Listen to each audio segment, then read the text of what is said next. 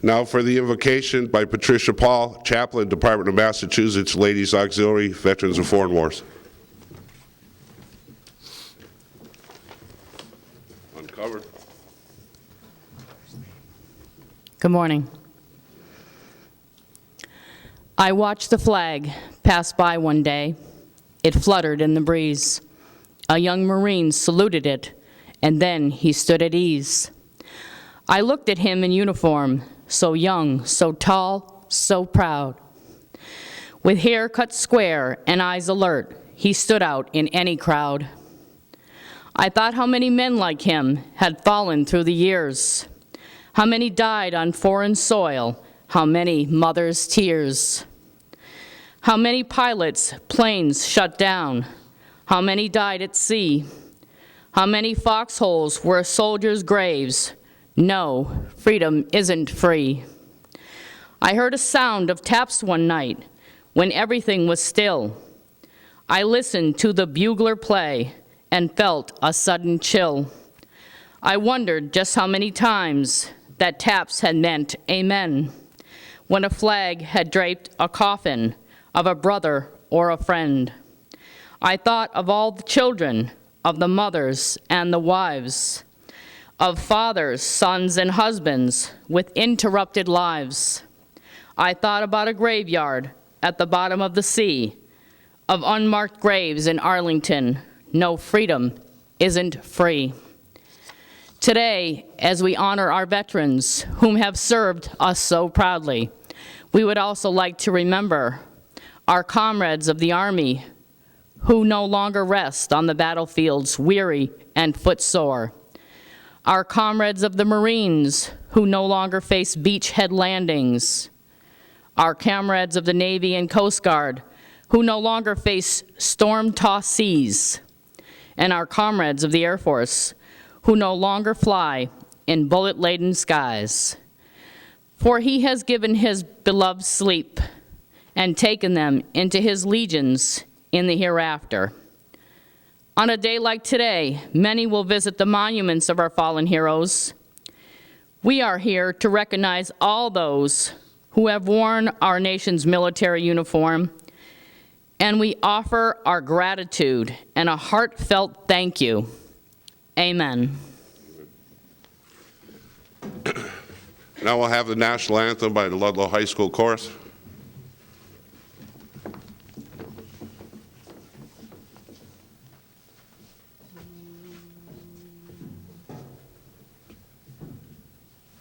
Oh, say, can you see by the dawn's early light what so proudly we hailed at the twilight's last gleaming, whose broad stripes and bright stars through the perilous fight o'er the ramparts we watched were so gallantly streaming, and the rocket's red glare, the bombs bursting in air, gave proof through the night that a flag was still there.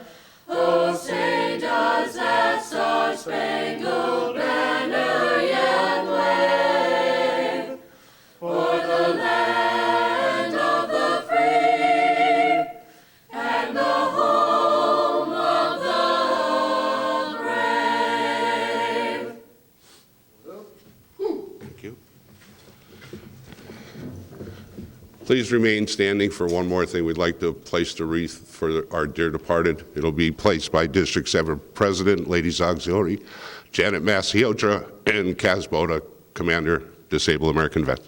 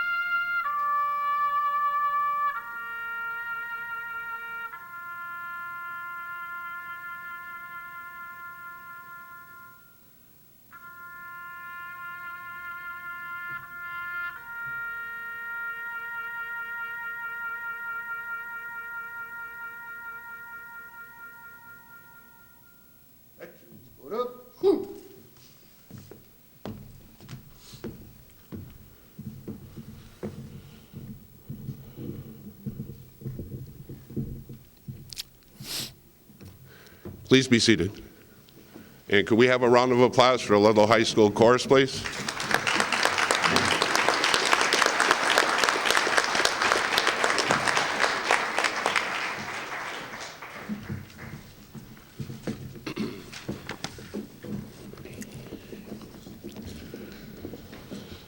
Good morning, everybody. I'm a little thrown back here by certain events that happened over the weekend, but we'll get on with this. Let me introduce our guest this morning, Senator Canderas. Good morning. I bring you greetings from the Commonwealth Great and General Court and our Governor, His Excellency Deval Patrick, and my good colleague, Speaker Pro Tempore Tom Petrolotti, from whom you'll hear in just a little while. Today, we honor those who put their lives on hold, who leave school, jobs, and families to protect and defend our freedom, and we honor those who paid the ultimate price. We also take a moment today to honor our good friend and colleague, Selectman Larry Nascimento, who was taken from us very suddenly several days ago. Larry was 100% for the town of Ludlow. We all had a very good relationship with him, and I know we're going to miss him greatly. Across the Commonwealth today, we stand shoulder to shoulder with our friends and neighbors, and we speak with one voice in honor of the men and women who have served our country in World War I, World War II, Korea, Vietnam, the Gulf War, and now in Iraq and Afghanistan. Today we honor them, today we thank them, and today we reflect upon what we can do to try and repay them. Much has been written throughout the years about the plight of returning veterans. First our Vietnam veterans, then our Gulf War veterans, and in recent times, our returning Iraq and Afghanistan veterans. Despite all the rhetoric, it is still true that 1 out of every 3 homeless persons in the Commonwealth is a veteran. Many of them suffer from post-traumatic stress disorder and end up on the streets or in our jails. This past week, Senator Kennedy released statistics revealing that our service members are being shortchanged. Thousands have been denied benefits to which they are entitled under the law. In thousands of cases nationwide, returning Iraq war vets are finding that their jobs are gone, their health insurance is gone, their pensions are gone, and their families are in dire straits. Most veterans give up fighting for their old job benefits. They don't have the resources to fight. They're desperate for a paycheck and must find work immediately. Senator Kennedy is insisting that the Labor and Justice Departments work together to make sure that employers obey the law and treat veterans right. And so it begins anew. John Downing, who runs a homeless shelter for veterans in Northampton, reported on the front page of the Republican newspaper on Friday that he had 7 Iraq War veterans in his shelter last Wednesday night. Shelter providers report there will be nowhere near enough beds to meet the need. Downing, our veterans agents like Don Kuchar, and advocates are telling us that returning vets are in for a very hard time. We've spoken before about how veterans who only a few short years ago would have died on the battlefields are now, due to medical advances, returning home alive. There are 2 signature injuries of this war: traumatic brain injury and amputations, both caused by IEDs, improvised explosive devices. Traumatic brain injury, in particular, because of its novelty and unique manifestation in combat veterans, often goes unnoticed or misdiagnosed, though its effects are crippling, especially if untreated. In Massachusetts, we are studying the increase in post-traumatic stress disorder and brain trauma in light of predictions that as many as 25% of returning Iraq, Afghanistan veterans will be affected. We need to acknowledge as a society that many of these veterans are young people who may never be able to work again.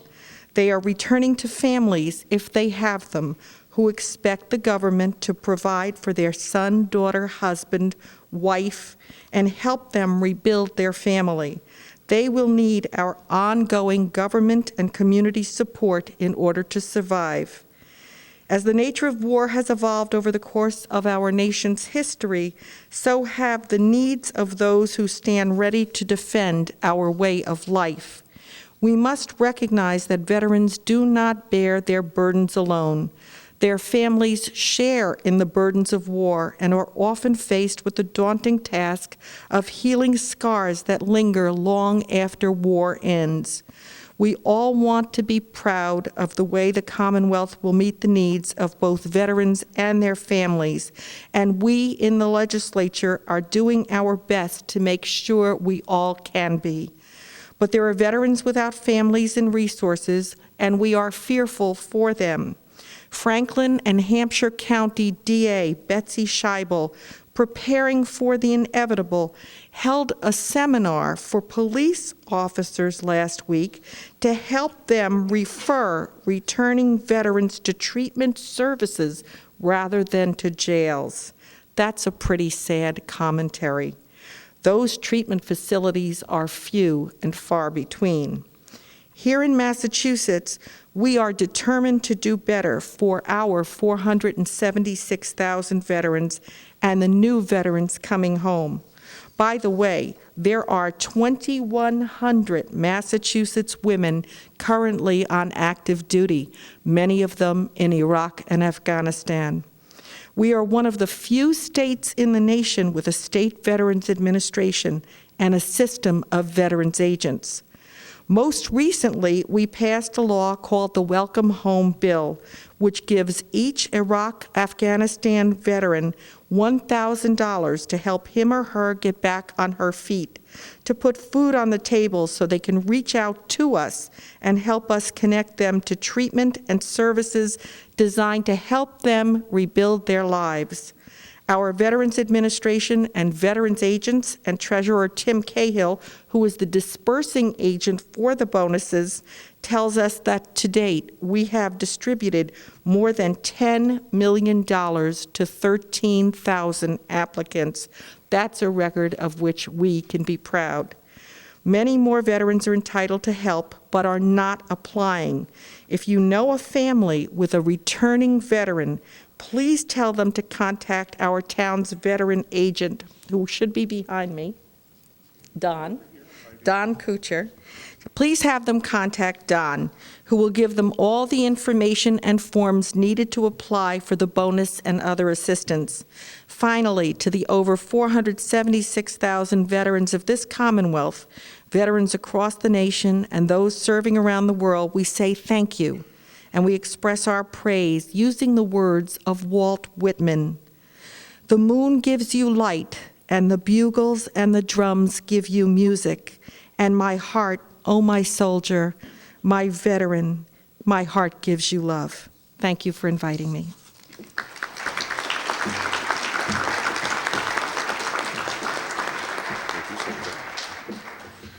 Thank you, Senator.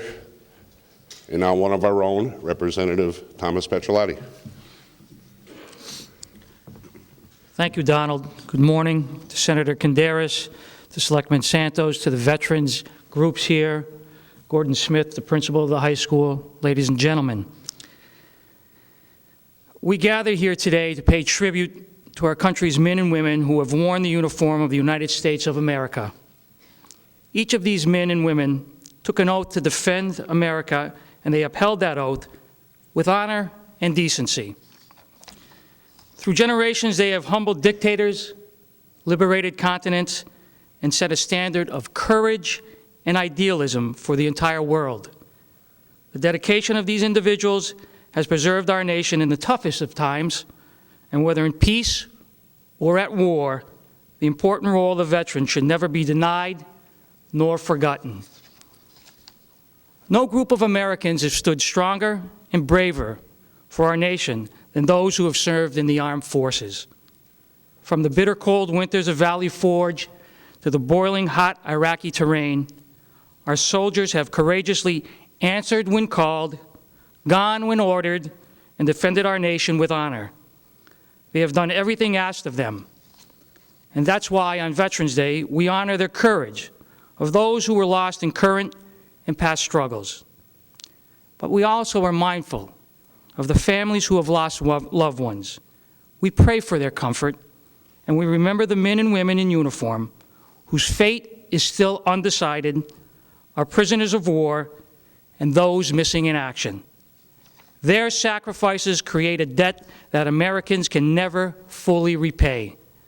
So on this Veterans Day, as we raise our flag, as the bugle sounds taps, we remember the men and women of America's armed forces who served with great cause. They followed in a great tradition handed down by them by previous American veterans. And so today, whether in public ceremonies or in private prayer, we give thanks for the freedom we enjoy because of their willingness to serve, because as long as our country stands, we know our young men and women will be called on to take up arms to protect us and others. As General Douglas MacArthur once said, and I quote, "However horrible the incidents of war may be, the soldier who is called upon to offer and to give his life for his country is the noblest development of mankind." Although Veterans Day is a special time to honor their courage, and it only happens once a year, I truly hope today that each of us will hold our veterans in our hearts and in our spirits every day. And as we look to the future, let us renew our commitment that we will never forget their sacrifices, that we will never make little of their efforts, and that we will always be here to support them when they return. Thank you, and may God bless all who wear the uniform, and may God continue to bless the United States of America. And I would be remiss if I didn't add words of condolences to the Nascimento and Marks family on the passing of our chairman, Lawrence Nascimento. There are those who can say they can agree and disagree on his politics, but I think one thing we can all agree on as a community is Larry's commitment, his dedication, and his compassion for the people of Ludlow. He will be sorely missed, and again, I extend my extreme condolences to his family. Thank you.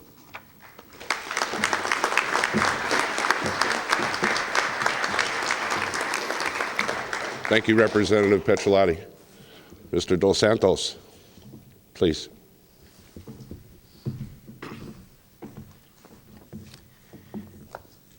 Before I begin my short formal remarks, I would also like to offer my condolences to the Nascimento family, and on behalf of the entire Board of Selectmen, Ms. Cinconi, who's here, Mr. McGowan, and Mr. DeCruz, we thank Larry for his leadership. As Representative Petrolotti said, not all of us agreed with his politics all the time, but there is no doubt that he was committed to the town of Ludlow and the people of this community.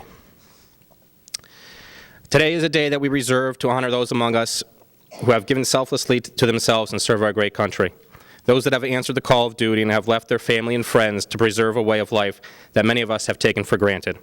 On this Veterans Day, I ask each of you to not only remember the veterans amongst us on this special day, but to keep the veterans that have preserved and continue to preserve our freedom in many worldwide conflicts in our hearts and prayers throughout the year.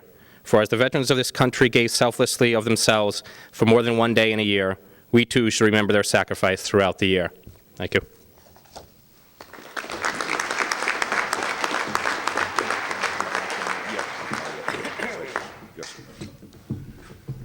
And now we have Ludlow High School Senior Class President, Alyssa Kramer, please.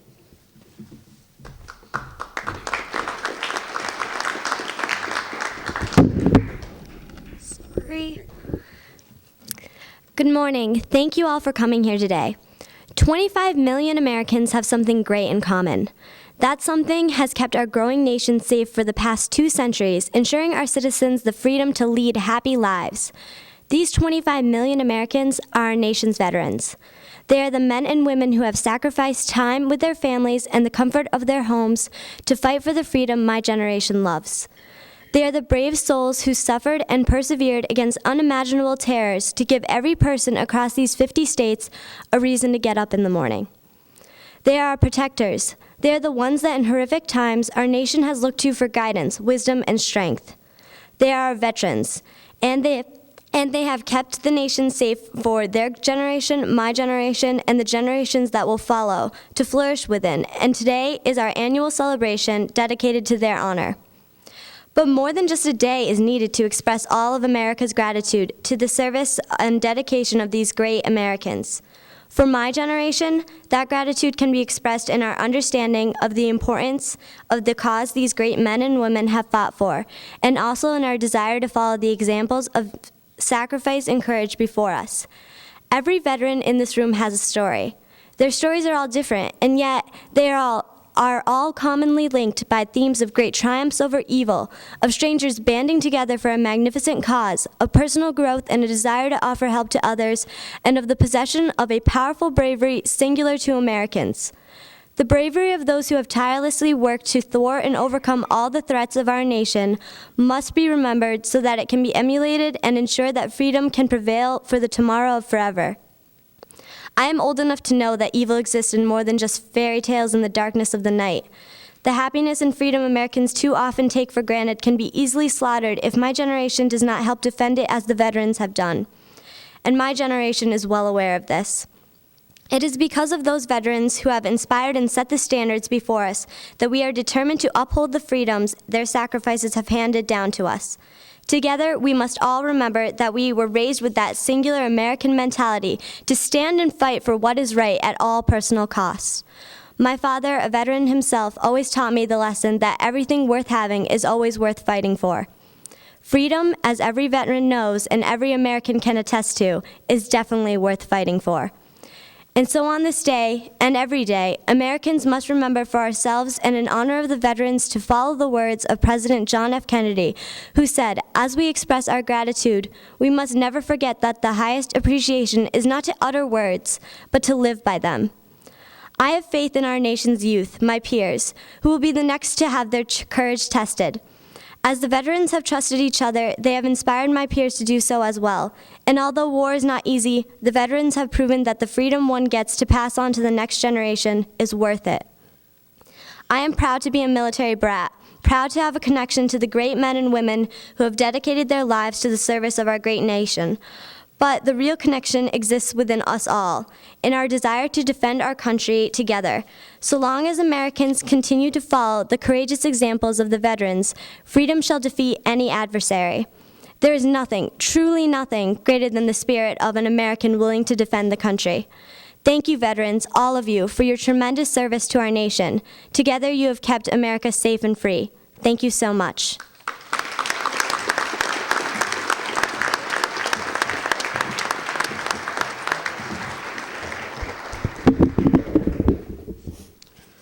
I was never that small. Anyways, guest speaker, Senior Master Sergeant Christine Bassett, please.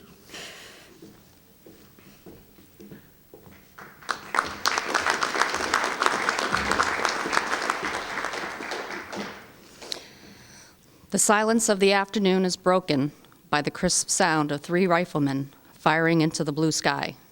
Then the sounds of the words can barely be heard through the crackle of a nervous young voice. On behalf of the President of the United States and a grateful nation, I'd like to present you this token of our appreciation for the honorable and dedicated service of.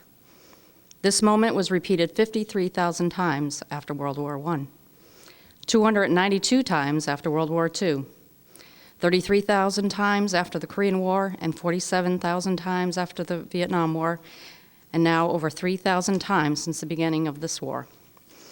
If you're not familiar with the events I just described, are the parts of the last military ceremony a hero will ever be part of. A burial with military honors, and this ceremony encapsulates why we are here today. The heroes of our past and the heroes of our present are the fabric of this country, and that fabric can only be symbolized by the majesty of this country's colors. The same colors that every veteran's coffin is draped and then in turn Just as freedom they earned, it is passed on to someone to whom it was earned. Good morning, ladies and gentlemen. I appreciate the opportunity you have given me today to talk with you about, well, today, right now, this moment. You are taking part in a celebration of freedom and at the same time a memoriam for all the millions of people who have died so that we can be here. But in order to truly appreciate the sacrifices of so many, you must understand why they did what they did. The heroes that have fought for us are motivated by a simple cause, and that cause is freedom. A cause so universal that everyone in the U.S. military can rally around it. What is interesting in today's society, one which is divided by political and cultural differences, and even in some areas of the United States, inequality between gender and ethnic lines, the military stands in a class by itself, and its members even have a different kind of blood. Not type O or A, it isn't even just red, it flows white and blue as well. Of the 428,000 military members I spoke of earlier, more than 2/3 would fall into the protected class in today's politically correct world. But if you look at it through the eyes of a grateful nation, they all belong to one class of citizen, a veteran. A veteran is not black or white, male or female, they are pure hero. A person whose moral code, personal values, and unending loyalty are what makes the United States the greatest country in the world. Some would say that all members of the United States at age 18 should perform some service of military or civil. I am not here to agree or disagree, but I will say this. If it helped produce more value-driven, faithful, and loyal citizens, that idea can't be all bad. It is important to realize that the sacrifices of our veterans reach more than just you and I here today, but the freedoms and liberties that are earned here are earned for other countries and other generations. They have affected their generation, our generation, and generations not yet born, and again, these heroes are not known by any other title than veteran. Veterans Day is not about flyovers, speeches, or even about memorials. It is about personal reflection on the actions, sacrifices, and motivations of others. Why'd they do it? The answer is simple. It was for us, a grateful nation. Take time to learn about the people in our recent history, their stories of sacrifice and fulfillment, their actions and outcomes. Learn about the friend they made on the battlefield, who may not be able to tell you their story or what they dreamed about. It is these stories of these heroes that will help you gain perspective on why this holiday is so important to them and should be to all of us. Today, let us reflect on the foresight, courage, and sacrifices of our past leaders and heroes. Remember the courage and sacrifices of today's soldiers, sailors, Marines, airmen, and Coast Guardsmen who are fighting for freedom and providing humanitarian relief at home and overseas. We also need to remember their families and loved ones who stand by their side and support them as they defend our country. Whether you are attending a parade, a memorial service, or observing the day in private, please reflect upon the mark these occasions by saying thank you to the veterans of our National Armed Forces. I am Senior Master Sergeant Christine Bassett. I have been a Ludlow resident for most of my life and a proud member of the 104th Fighter Wing at Barnes Air National Guard Base in Westfield, Massachusetts. I would like to personally thank my family and friends for supporting me these last 27 years while I've been a member of the United States military. I would not have been able to do this job without my parents, Ray and Hilda LaRanger, my husband Dave, and my best friend Tammy Howe, who have all sacrificed their time taking care of my daughter while I've been on many deployments in peacetime and wartime. And to my daughter Kara, who has had her mother leave on so many occasions during her lifetime, when added together, it's well over a year of her life. Thank you. In closing, it has been my great privilege to address you on this Veterans Day. God bless those who answered the call, and God bless each and every one of you here today in their honor. Thank you.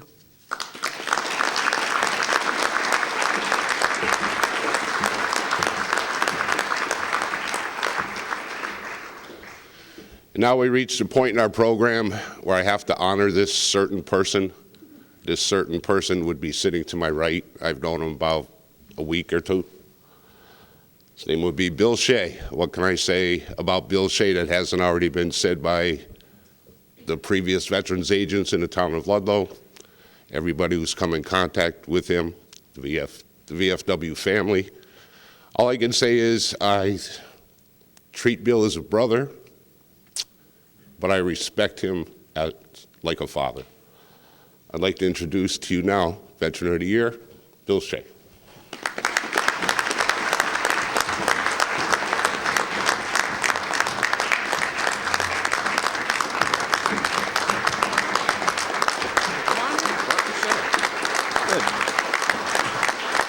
You're going to say something? Just a couple. Okay. Not much. When I asked Bill about this honor, he said, yeah, okay, whatever.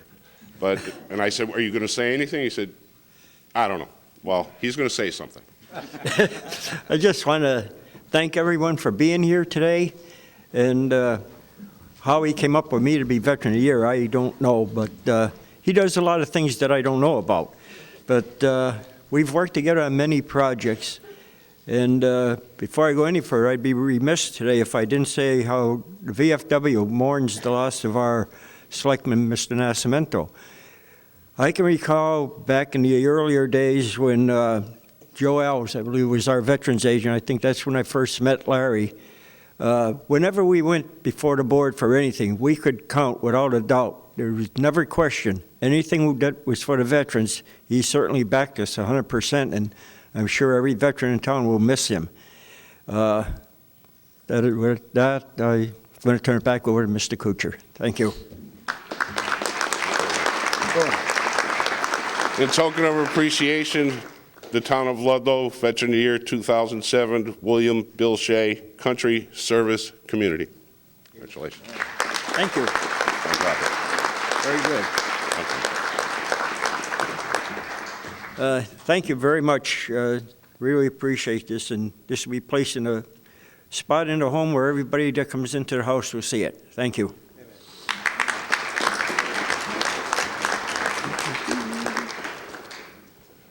Bear with me here. I'm not sure how many of you know what the Patriot Pen Contest is. It's an essay contest for 6th, 7th, and 8th graders. Our post is very active in this, and this year, as always, we pick one winner from Baird Middle School to go on to the district competition, and we pick one winner from St. John the Baptist. From what I understand, Paula Baird cannot be here today. She's come down with whatever it is that's going around. But is Stacy here? Stacy Resendez? Come on down. You know the routine. You were our winner last year. Let's do it again.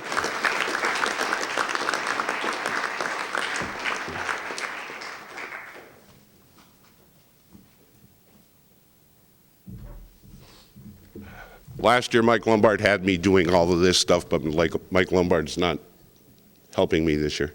Hi, Stace. How are you? Nice to see you again. We have a citation, Veterans of Foreign Wars of the United States Patriots Pen Award. This will certify that Stacy A. Resendez, St. John the Baptist School, participated in the Patriot Pen program, providing the opportunity for 6th, 7th, and 8th students to think, write, and express their patriotic opinions. Signed on November 12, 2007, by myself, not by the adjutant who's in the audience, and it will be signed. Do not leave. And along with that is a $50 cash prize from Post 3236. Congratulations, and good luck in the district. Would you like to speak? Okay, thank you.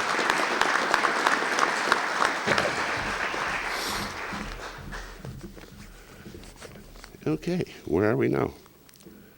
I'll be right back.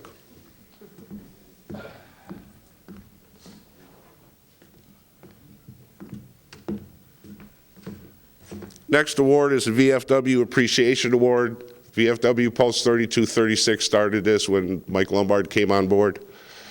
The VFW each year tries to find someone in the community who goes above and beyond to try to help veterans. In the past, it's always been a Ludlow resident, but we're the VFW and we can make exceptions if we want to. The next couple that we're going to give this award to are from Westfield, and they are the proprietors of Bob's Restaurant. I don't think there's anybody in this town more deserving. And if you haven't eaten breakfast yet, when you leave here, go to Bob's. Most of the proceeds go to Ron Stevenson Memorial Fund. That's my plug. And that's for Ludlow veterans only who are in need of clothing or fuel. This year's recipient, as I say, VFW Post 3236 salutes Bob and Lori Tessier for their generosity and support to the veterans of the town of Ludlow. From the commander of Post 3236, Donald J. Kuchar, November 12, 2007. If you come up, please.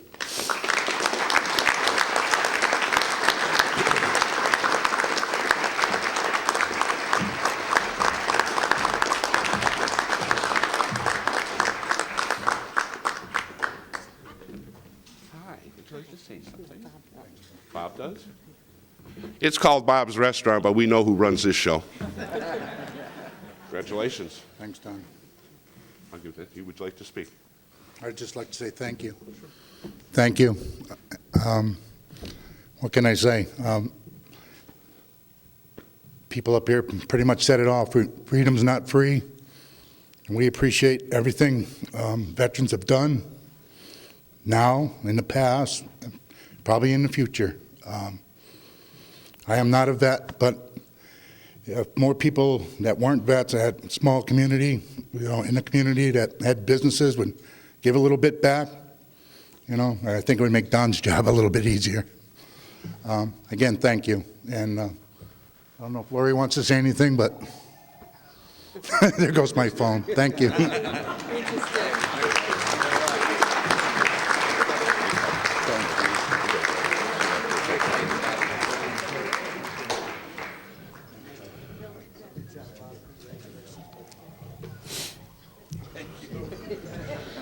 And if everybody was following on in your program, you know what this is worth, right? So anyway, we have a special presentation today. Lou Casagrande, the commander of the American Legion, contacted me this past week and asked if he could give out a citation. And don't worry, Mary, I didn't forget about you. I just did, and I thought about it. I'm sorry. Lou Casagrande, if you could come forward, please.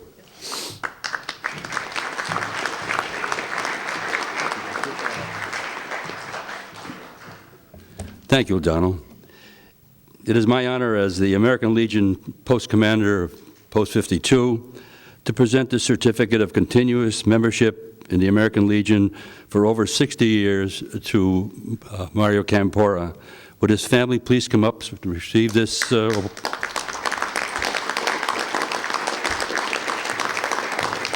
Mario was a Army Air Force veteran who flew 52 missions in World War II.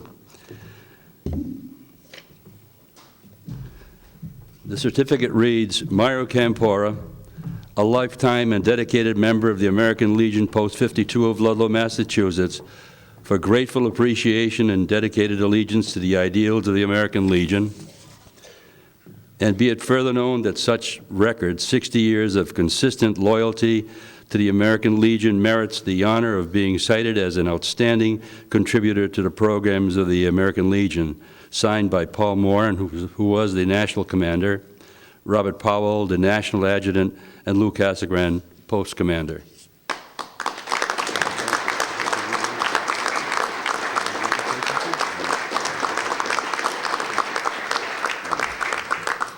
I'd like to thank the American Legion for obviously the certificate, and thank everybody here for coming. It's kind of tough for me right now because my dad just passed away. I wish he was here to get this because it's all he ever talked about was his service career, how much he loved it, how good the people were, the friends he met. I know it would probably bring him back to life if he could get this in his hand. So I do appreciate everybody coming, and my family does the same.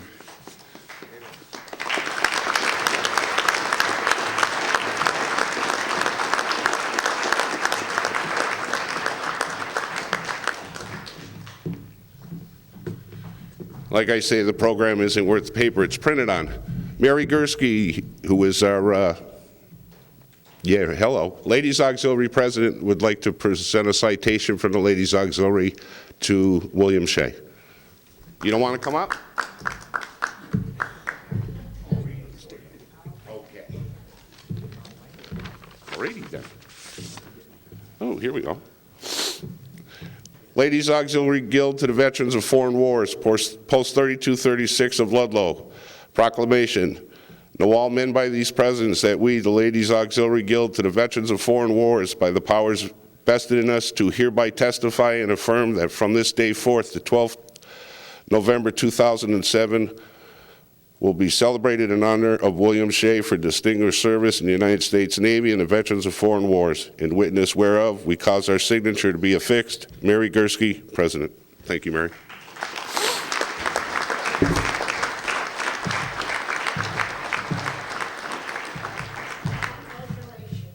Thank you. Please go give her a kiss.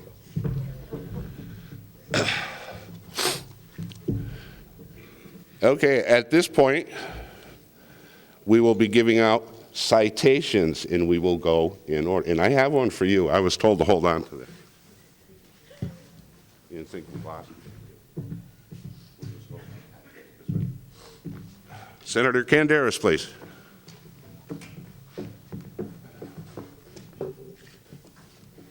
I want to take a moment to wish Mary Gursky again a happy 96th birthday, which we celebrated last week with her.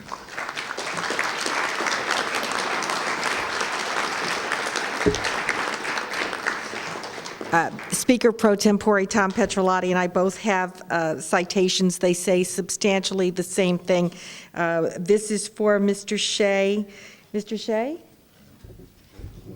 Come on up. Come on down. This is for William Bill Shea, U.S. Navy, Korea. And from the State Senate, in recognition of being named the 2007 Ludlow Veteran of the Year, the Massachusetts Senate extends its best wishes to you for continued good health and success. And this citation is signed by Terry Murray, our Senate President, our clerk, myself as your senator, and it's we bring the greetings of all 40 senators to you with this citation. Congratulations. It's a big honor, sir. Congratulations. Thank you very much. Thank you. You're welcome. And for our good friend and colleague, Senior Master Sergeant Christine Bassett. Again, I talked about the 2,100 women from Massachusetts who are service-connected and who are serving in theaters all over the world. And it's hard to believe looking at you, but we are recognizing you for 27 years of service to the Massachusetts Air National Guard.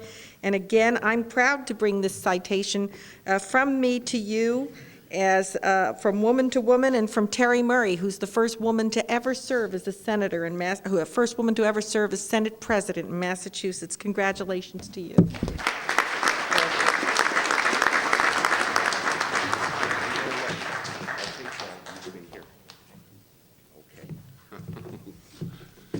Instead of having them go back and forth, we're just going to stay here for a little while. So Representative Petrolotti, please.